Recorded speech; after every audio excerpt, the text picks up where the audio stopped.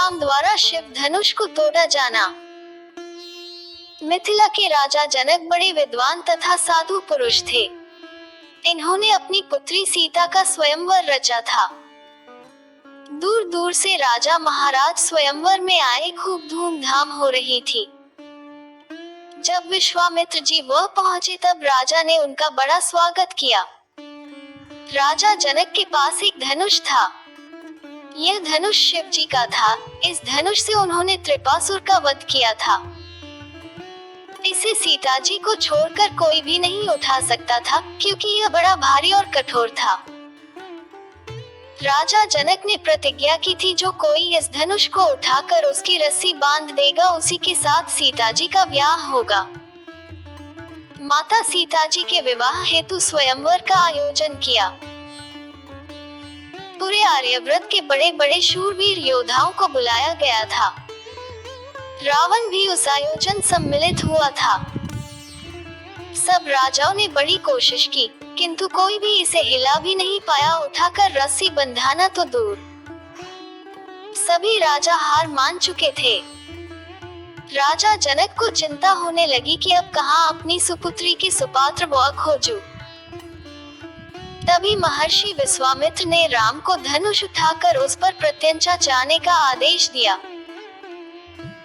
गुरु की आज्ञा पाकर राम धनुष के पास पहुंच गए और उन्होंने बड़ी सरलता से उस धनुष को उठा लिया और उस पर प्रत्यंचा चाहने लगे।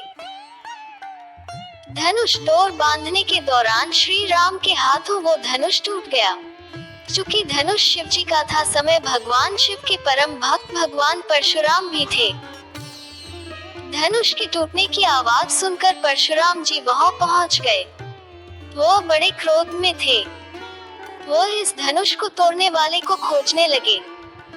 भगवान परशुराम के क्रोध को देखकर सारा सभा में सन्नाटा छा गया। डर के मारे कोई भी नहीं बोल रहा था। लेकिन लक्ष्मण जी नहीं डरे। वो परशुराम जी से वाद विवाद करने लगे, जिससे परशुराम जी का क्रोध और बढ़ने लगा। लेकिन श्री राम ने बड़ी सज्जनता से हाथ जोड़कर निवेदन पूर्वक भगवान परशुराम से गलती से धनुष टूट जाने की बात कही और उनसे क्षमा मांगा। राम के सरल शांत स्वभाव को देखकर भगवान परशुराम का क्रोध शांत हुआ और वो वहां से चले गए। उनके जाने के ठीक बाद सभा में सबने राहत की सांस ली।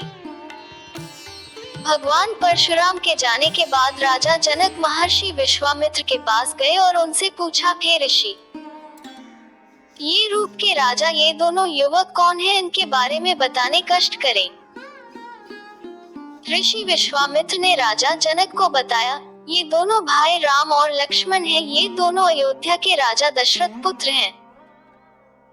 राजा दशरथ के 4 पुत्रों में राम, जिन्होंने धनुष तोड़ा, वह सबसे बड़े हैं। ऋषि द्वारा श्री राम का परिचय सुनने के बाद उनकी खुशी का ठिकाना नहीं रहा। उन्होंने खुशी